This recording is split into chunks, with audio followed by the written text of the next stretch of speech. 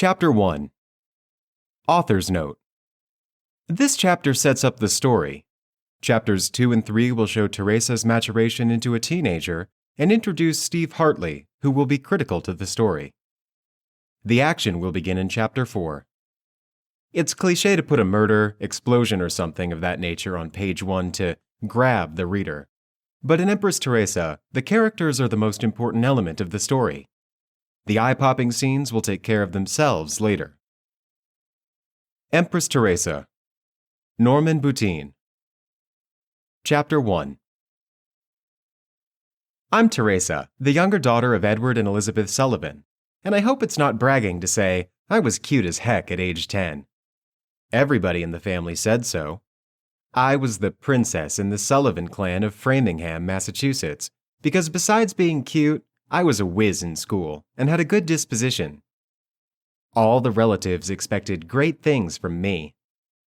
Nobody could have dreamed of what I would do a few years later, and nobody would have believed it if they'd been told. Prime Minister Blair said I'd still be remembered in 1,000,000 years. Did you catch that? Churchill, Hitler, and Lincoln will all be footnotes in dusty history books 1,000 years from now. And nobody remembers Charles Martel, who saved Christianity in Europe by winning the Battle of Tours 1,300 years ago to set up the world as we know it today. But Prime Minister Blair said I'd be remembered for 1,000,000 years. Mr. Blair is not inclined to exaggerating. I was the last person you would expect to earn that accolade. I was a nobody from nowhere. When this story began, I was a little girl who didn't have much of a clue about anything. My job as a kid was to figure out what the heck was going on and what to do about it. It's not easy when you're young and everything is brand new. My father once served a tour in the Navy. He said I had to be the captain of my ship, but sometimes the seas would be rough. I had to learn all I could about the world. I wondered, why should I be worrying about it in the 4th grade? I'd soon find out. We're lost in this confusing world unless we follow the directions of its maker. I did. It's the only thing that got me through. Everybody has pressures. There are 2 kinds. One is threats to your life and health. I had more than my share of that, with 1,000 assassins wanting to get me. The other kind is bearing responsibility for other people's lives and welfare. That's really tough if you care about them.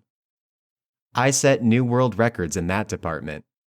People were sure I'd crack under the pressure, but I didn't. It will take smarter heads than mine to figure out why not. I'll be telling my own story, which is a good thing because nobody knows it as well as me. The drawback is that there are some things that I can't know because I wasn't there. For example, Prime Minister Blair and President Stinson mentioned they talked to each other on the phone. They must have talked with many other heads of state, and it would be interesting to know what was said. It's a sure bet they discussed how to eliminate me if I got out of control, but I can't know any of that. It can be frustrating not knowing these things, but remember, you'll learn things in the same sequence I did. Somebody else telling my story could only say what I did in the world. They couldn't get in my head like you will. You'll see what a horrible, worldwide mess I had to deal with. My story began quietly, with no hint of what was coming. I was home with my 17-year-old sister Catherine, who was old enough to be my babysitter. She made it possible for Mom to go back to her part-time job without leaving me alone. Catherine hadn't been a whiz in school like me, and she was thinking of going to one of the many trade schools around Boston after high school. Mom and Dad said I should go to college. Oops, before going on, I have to mention an odd incident that happened 6 months before I was born. Mom was raking leaves in the backyard when she noticed a fox sitting on its haunches 10 feet away. It was staring at her. A metal rake is a good weapon against a creature as small as a fox, and Mom held her ground. After 5 minutes, the fox walked away. The strange event seemed unimportant. My parents forgot about it for 18 years. Okay, now I can begin my story. Our house was next to a pond close to the river where all the neighborhood's kids spent many happy hours looking for turtles and frogs. I was lounging on the deck reading a book on the school summer list. Catherine was inside, reading a magazine. Taking a momentary break from the book, I noticed a red fox walking along the pond's edge. It disappeared behind the little patch of woods, which Dad let grow wild, like most of the neighbors. This was very rare. Red foxes were never seen in broad daylight during the summer months. It didn't happen. Then, something really amazing happened. It came out of the woods and walked towards me. I kept still and waited to see how close it came before noticing me. It was 60 feet away, 40, 20. By now it was clear it was looking at me. I considered running into the house, but curiosity won out. The fox reached the 4 steps of the deck. It came up the steps, stopped, and sat on its haunches, staring at me. It did not seem vicious, so I waited. In an instant, faster than you could blink an eye, a softball-sized white ball emerged from the fox and went straight into my stomach. I screamed and ran into the house. The fox ran away. I slid the glass deck door closed and locked it just in time to see the fox disappear in the woods. "What did you scream for?" asked Catherine, who had walked into the kitchen. "There was a fox out there. He won't hurt you," she said and went back to the living room. I stood at the glass door for 5 minutes, watching for anything else that might happen. At last, I thought it was over. I went into the living room to sit down and think. What was that white thing? I couldn't come up with any theory. It was nothing I had ever seen on those television nature programs. Perhaps it was a daydream from not eating enough. Mom had warned me about that. At age 10, I was already conscious of my weight and tried to stay skinny. I should eat something. I went into the kitchen to prepare an early lunch of fried eggs, a strip of bacon, toast, and milk. I gobbled all this down in a couple of minutes and soon felt better. It was too little eating after all. Nothing had really happened. Satisfied, I walked back into the living room to find something else to do. I turned on the television and watched the late morning talk shows for a while. I heard fire trucks in the distance blaring their deep-toned sirens. These trucks could be heard from a mile away. They were coming closer and closer. Soon, the sound made it obvious they were in the vicinity of our street. My intuition told me this had something to do with that white thing that jumped at me. I went out the front door and waited on the lawn. The sirens were very close, and yes, there they were, turning into the street, a tanker truck and a small ladder truck. The 2 vehicles went halfway down the street and stopped. Already people were coming out of houses to watch the excitement. The yellow fire engines had loudspeakers that sent out vocal messages loud enough to rattle windows. A conversation was going on between the firemen in the station. "What do you have?" 115 degrees here, a fireman shouted. "It's 70 here." "Yup, we have something." A crowd of neighbors was gathering near the confused firemen. I walked over to join the onlookers. "What's going on?" I asked one of my girlfriends. "They're looking for a fire." The girl's father said, "The temperature jumped up in a few minutes. Somebody called the fire department." It was hot. It was nice a little while ago. I thought it over. A fox appears in daylight, which never happens. It comes up practically to my feet. The white thing jumps into me, and the firemen look for a fire that doesn't exist. All this happened within an hour. There had to be a connection. Before long, the fire chief arrived in his yellow sedan.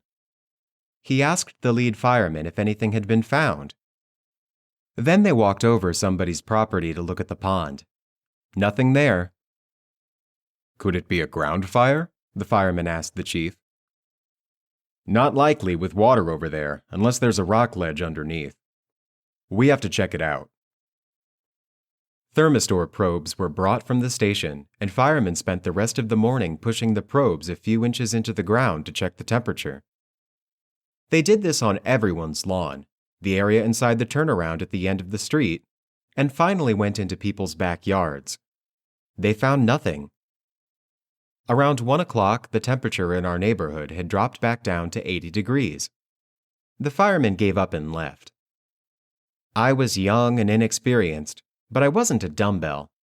If people found out what happened today, they'd pester me about it forever. My cousin Mary was diagnosed as schizophrenic, and the whole Sullivan clan was biting their nails waiting for the gene to show up in some other family member. It wasn't going to be me. I resolved to never tell anybody. Not even my parents would know. They'd think I was ill like Cousin Mary. I didn't need it. 2 days later, I woke up early and walked into the living room. Mom was looking intently out the window. "What's going on?" I asked. "There's some men parked down next to the turnaround. They've been there all night." I looked, and sure enough, a van and a 4-door sedan were parked in the turnaround where they could see every house on the street.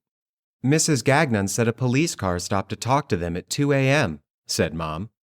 "They showed IDs, and a little later the police left." Dad woke up and heard the same story. As Mom and Dad got ready for work, another police car came around the street, but left without stopping. Other people left for work. The morning wore on. The mail truck came by at 10. I walked out to get the mail while Catherine was in her room. 2 minutes after I got back in the house, the car and van drove away. They had spotted me. How did they know about me? I sat on the sofa, thinking for a while. I felt I was being watched. Or was somebody listening? I spotted the phone. Was somebody listening on the phone? I dialed 0 for the operator. "Operator, how may I help you?" Can I have the number for Alice Pizza in Framingham? "1 moment, please." 10 seconds later, another woman said, "Alice Pizza, 555-8402. Thanks. I hung up. So they weren't listening. The weekend arrived. Mom and I went to Boston to shop in the Washington Street shopping district. We drove down to the Boston Commons underground parking garage. I thought I saw some car come in right behind us and park close to our car. We got up to the surface and a man followed us. We went to the Barnes & Noble bookstore first, because if we bought something, it would be small and easy to carry the rest of the day. I looked through the books on sale and thought I saw a different man watching me. Barnes & Noble had 2 floors. "I'm going upstairs, Mom," I said. There was an escalator to the 2nd floor. I went along the wall, stopping now and then, pretending to look at books, and that same man from downstairs always seemed to be close to me. He was spying on me.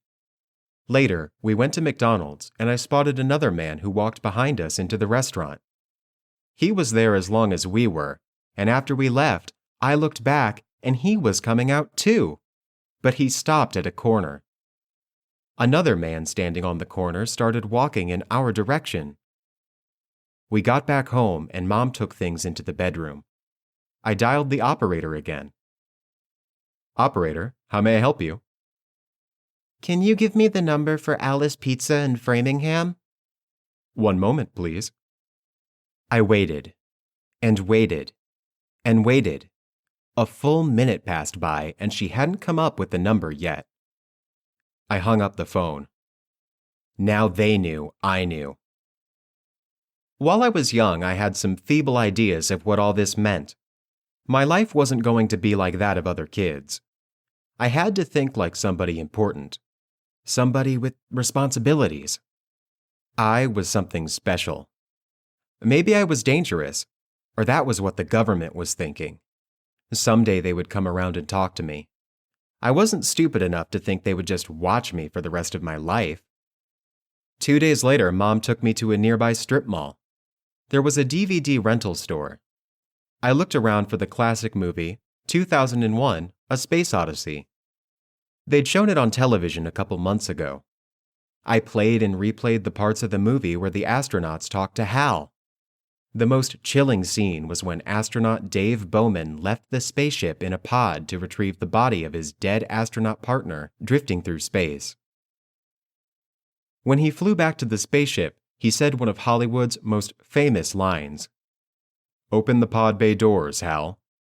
But the spaceship's computer, Hal, wouldn't open the door. It was a creepy scene. The summer days rolled by. I saw the watchers following me everywhere. Mom did most of her grocery shopping on Saturday, and I usually went with her because Catherine wandered off with her friends.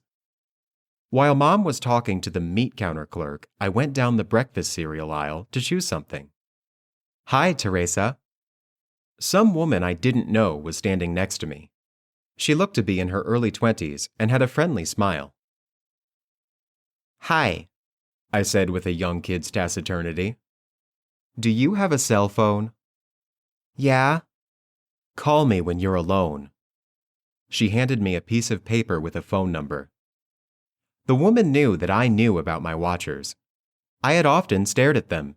So this woman also knew I had to think she was one of them, and I had to be curious enough to talk to her. When we got back home, I went to my room and called the number. My curiosity about the watchers overcame my wish to keep Hal secret. I wanted to know how they knew about me. The woman answered. Her spies must have told her I was home. "Hi," said the cheerful woman. "I'm Jan Struthers from the United States government. Are you alone?" "Yeah. Are you?" "You know I'm not. There are 60 people with me in this room. Can we talk?" My childhood was over.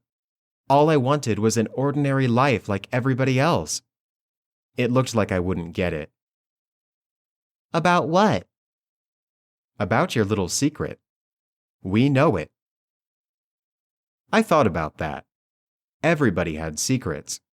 Talking to this woman wouldn't be admitting mine. "Something happened to you to make those fire trucks come to this neighborhood. You were giving off a lot of heat. We know you were because we saw it all around you. What happened before the fire trucks came?" "I don't have to tell you anything, do I?" Jan Struthers maintained her friendly attitude. "No, you don't. But it will make things a lot easier if you tell us something. We're not going away. We will be spying on you from now on. We have to. Whatever happened is very important." "You don't know anything that happened?" "We know a lot. Something from outer space came to Earth 7 years ago. We've been looking for it ever since. The heat you were giving off has to have something to do with that thing from outer space." I considered that. Jan Struthers gave me a moment and then brought out a point. "There is nothing natural to Earth that could have caused that heat. The thing from space did it. We watched you rent that movie, 2001, A Space Odyssey. You are aware of that thing. What happened before the fire trucks came? There was no use denying something happened. They already knew." "I saw a fox walking near the water. It came up close to me, and a white thing jumped out of it. That's all." "Where did the white thing go?" "In me." "How big was this white thing?" "Like a softball." "Did it come from the fox?" "Yup, came right out." "Which part of the fox?" "The stomach." "How did it jump out at you?" "It moved in my stomach." I wasn't very enthusiastic about telling the story. Jan Struthers had to force it out of me one tiny piece at a time. "How long did that take?" "Like that." I snapped my fingers at the phone. "Did you feel anything?" "Nope." "Did this white ball look solid like a steel ball?" "Nope. Fuzzy, like cotton." "What happened then?" "I ran into the house and waited. Then I ate breakfast. I thought I was going crazy." "How long after the white ball jumped at you did the fire trucks come?" "Half an hour." "Did the white thing change you in any way?" "No." "Does it make sounds or talk to you?" "No." Have you seen it again? No. It's like it went away. How have you been eating lately? Like I always do. Jan took a break to think what else she should ask. This was the most important interview since Moses came down the mountain. Would you be willing to come in to talk to some smart people and figure out what this thing is? I didn't do anything. All right. She dropped that line immediately. You rented 2001, A Space Odyssey. What did it show you? It showed me, don't talk to this thing. It's like talking to the devil. Do you have a name for it? Hal. Like the computer. The monolith was the alien, not the computer. The monolith didn't talk. Does Hal talk? No. It's a good idea not to try to talk to it. Don't stir it up. What is Hal? We don't know. We saw it 7 years ago, but haven't seen or heard about it since. You're the only one who's seen it. Does it come from space? Probably, but that may not be bad. This thing may never do anything. I think that covers everything. I have to emphasize how important it is to tell nobody about this. Don't give a hint to anybody. If you talk to somebody, they will too, and you will never be able to live the life you want. No college, no job, no marriage, no friends. You'll have to stay at home all the time. This is the last thing we want. A lot of people are trying to keep this secret. What if one of my watchers talks? Most of our people don't know why they're watching you. Only the people at the top know. I'm one of the few people who knows you give off heat. Without knowing that, nobody can prove you have anything to do with Hal. That's the biggest secret. Without knowing about the heat, they can't spot you or suspect anything. Don't those 60 people know about me? Very good, Teresa. I'm impressed. These people are top-ranking officials from the Defense Intelligence Agency. Your watchers are people hired from outside. They know nothing. Can I tell my parents? That's up to you. But remember, if you can't keep it a secret, why should your parents? Your mother will want to share it with Aunt Jessica. Then Aunt Jessica will want to share it with Uncle John. Before you know it, 10,000 reporters will be parked in front of your house for the rest of your life.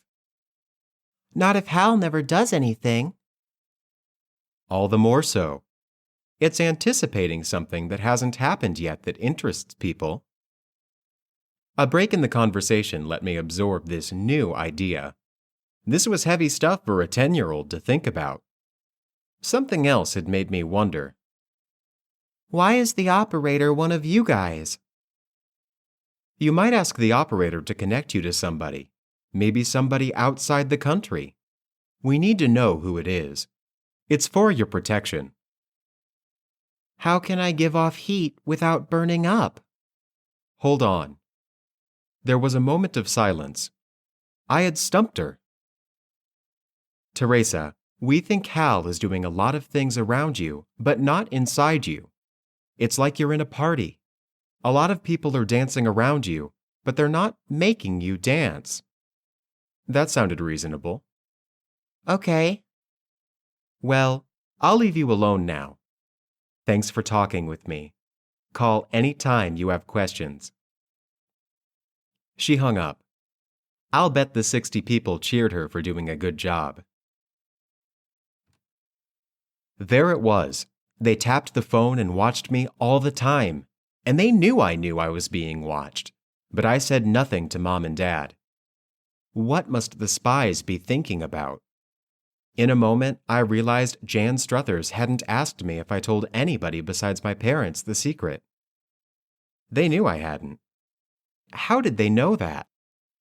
One day I woke up at 6:30 a.m., tumbled out of my bed, and changed to jeans and sweatshirt before my groggy eyes cleared and I noticed an orange spot in the middle of my field of view. It was right there in the exact middle, no matter where I looked. I hadn't noticed immediately because it was small. It was like an orange golf ball at 40 feet. I put on shoes and walked to the living room. The orange spot was always there. I went out to the backyard. Likewise, the little orange ball was always there, even when I looked up at the sky. Hal must have had something to do with it. What is that for? I whispered. A few days later, I was working in the tiny garden I kept in the backyard. I liked to grow pumpkins, which were fairly easy to grow, and would grow 8 plants a year in this small plot. The plants now had vines 3 feet long with little 1-inch pumpkins. They would expand rapidly in the next month until they reached 8 or 10 inches in diameter in September. I was pulling up the annoying weeds that kept sprouting up all the time. The worst was that prickly weed whose name I didn't know that would grow 3 feet tall if you let it. I used a hand spade to dig one of the prickly weeds up by the roots and felt a rock. I brought up the 3-inch wide flat rock and threw it at a gallon-water sprinkler can 10 feet away. The rock hit the can dead center. I hadn't even tried to do that. I found another rock and threw it at the can. It, too, hit the can. I got the rocks and walked 15 away from the can. I threw the rocks while keeping the orange dot in my eye field on the can. The rocks hit the can again. I got the rocks once more and walked 50 feet away. Nobody could hit the can from this distance. I threw. The rocks hit the can. So that's what the orange dot was for. It was an aiming device. It got the rocks to whatever I was looking at. Interesting, but I couldn't see any use for it. 2 days later, I saw 10-year-old Tommy Kearns walking back from the nearby convenience store. I sometimes saw him throwing a baseball with another boy. Going to Tommy's house, Mom. Okay, dear. Tommy's house was 4 homes down the street. I knocked on the Kearns' door. The mother answered. Hi, is Tommy here? The mother found Tommy and told him Teresa was visiting. Tommy came to the door. Hi, Teresa. Hi. You want to pass the ball? Sure. I'll get it. He retrieved a baseball and 2 baseball gloves, and we went to the street. We stood roughly 15 feet apart and passed the ball back and forth.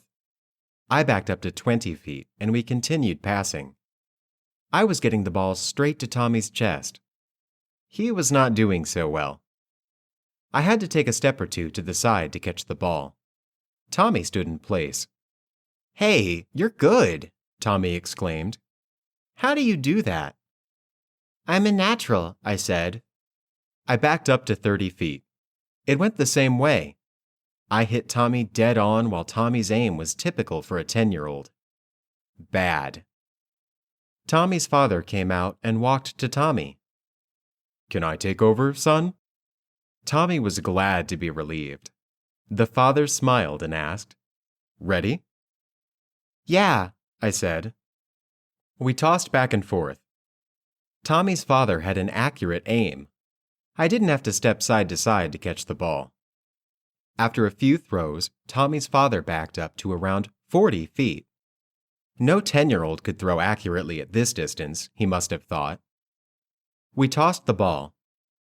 I invariably got the ball straight to Tommy's father. This went on for another 10 minutes. Other people had been coming out to watch. At last, the father noticed I was getting tired. This was August, and it was very hot. Let's call it quits, Teresa, the father said. It's getting hot. Okay. I went aside to talk to Tommy. Several adults came up to Tommy's father. One of them asked him, How good is she? She's incredible. Someday she might pitch for the Red Sox. August rolled on. It was a week before I was to begin the 5th grade, and I could think of little else. Most kids said they hated school. I loved it. It was there that I met all my friends who were scattered all over town in the summer. There that the girls invited each other to each other's homes. It was a working day for my parents, and Catherine had eaten something. I began throwing together lunch for myself. Mom had bought steaks. There was a new bottle of steak sauce. I tried to open it, but it was tight. The trouble with these steak bottles was that the cap was so narrow. There was no leverage to twist it. I tried harder. No wonder little old ladies starve to death. A little more effort and the bottle broke. Steak sauce spilled on the counter. A steak sauce bottle had particularly thick glass and should be unbreakable. I cleaned up the mess and put away the rest of the food. I wanted to think. How had I broken the thick glass bottle, which not even a strong man could have done? Did I have a lot of strength? I looked around for something to lift. The living room sofa was the heaviest piece of furniture in the house. I lifted one end of it easily, but so did Dad. How could I tell how strong I was? I went to the basement and looked around. Like many people, we Sullivans kept a lot of junk we never used. I rummaged around and found 2 complete sets of old lawn horseshoes, grabbed a horseshoe with both hands, and tried to twist it. At first it didn't change, but as I applied more force, Hal seemed to get the idea. The horseshoe bent easily. The next morning, I approached Mom. I want to see Father Richard. She spun her head around in surprise. What about? I can't tell you. Honey, you can tell me anything. Maybe I can help. I can't tell you. Mom was worried. Something serious must be going on, but even at age 10, I had certain rights to privacy. All right, dear, I'll drive you. On the way through the living room, I picked up a burlap shopping bag used by environmentally conscious people who didn't want paper or plastic. What's in there? Mom asked. Horseshoes. Why are you taking those? It's a secret. Mom was really worried. She made a quick call to the rectory to make sure Father Richard Donati would be there. We drove the 1.5 miles to the rectory and were met at the door by the smiling 29-year-old priest. I knew I could trust him to keep my secret. Priests were supposed to be beyond salvation if they revealed a secret, or something like that. That's what I thought then. Ah, Teresa wants to be a nun, he joked. She won't tell me what it's about. Oh. He got more serious. Do we all talk together? No, I said. Me alone. Very well. Mrs. Sullivan. He indicated the living room, which served as a waiting room. This way. He smiled, showing me to his office. Father Donati sat at his desk, and I sat in a chair in front of him. Now, Teresa, what's on your mind? I have to show you something. I took 3 horseshoes out of the bag and stacked them together. The ends had small metal bends, and I had to arrange the horseshoes with one advanced over the one below so that the rest of the structures would lie flat on top of each other. Then I grabbed all 3 shoes at once by the ends and started trying to twist them. I applied more and more pressure over some 15 or so seconds until I did succeed in bending the horseshoes about 50 degrees. I put them down on his desk. The priest thought it had to be a trick. He picked up a horseshoe and tried to bend it with all his strength. It didn't budge. He tried the other 2 with the same result. It was no trick. I had bent all 3 at once. He tried to remain calm as I waited patiently for his comment. The thought of diabolic possession had to be the first thought that came to him. Possession was often manifested by super strength. He managed to say, "How did you do that?" I have something from space. The government knows about it. They watch me all the time. They followed me. I saw them. When? When we came here. Mom doesn't know. They followed you here? Yeah, they're in the green car. I pointed in the direction of the parking lot. He got up to look out the window at the small parking lot. There was a green car out there, a 4-door sedan. Instead of driving into the parking space, as everybody did, they had backed up so that the 2 men inside could watch the rectory. There was a blue car next to it similarly backed in to watch the rectory. This car had a male driver and a female passenger. Can you wait here a minute, Teresa? Yeah. He went outside. The window was open in the heat, so I walked over to listen to whatever I might hear.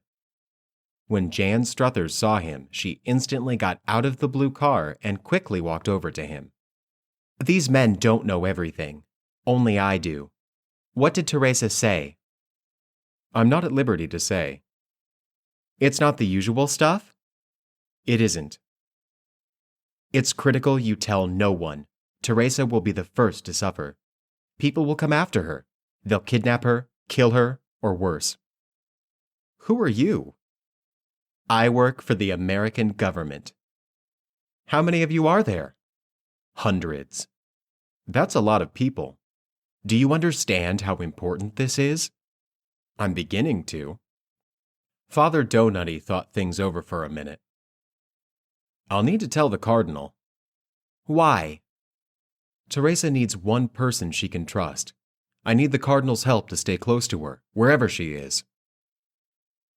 All right, but it goes no further. Don't call him on the phone. Just talk to him in person. Jan Struthers walked back to her car and he returned to his office. I'd like the cardinal to come here and talk with you sometime. Is that all right? Sure, I said. A meeting was arranged with the cardinal.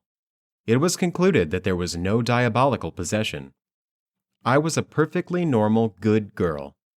My story, confirmed by the brief visit of Jan Struthers, had to be true, no matter how amazing it was. I did so well in the 5th grade, it was decided I'd skip the 6th and go straight into 7th. I would graduate from high school at 17. Part of the decision to let me skip a year was my hair. It started growing very thick after Hal came around. I mean, you could grab a handful of my hair and feel the weight like it was wet. Mom was sure this was a sign of my change of life, and I needed to be with girls my own emotional age. Yeah, well, I was growing up fast, but it wasn't because of hormones. I was worrying about Hal, and so were a lot of others. Jan Struthers walked by me sometimes in a store, or someplace when Mom and Dad were out of sight.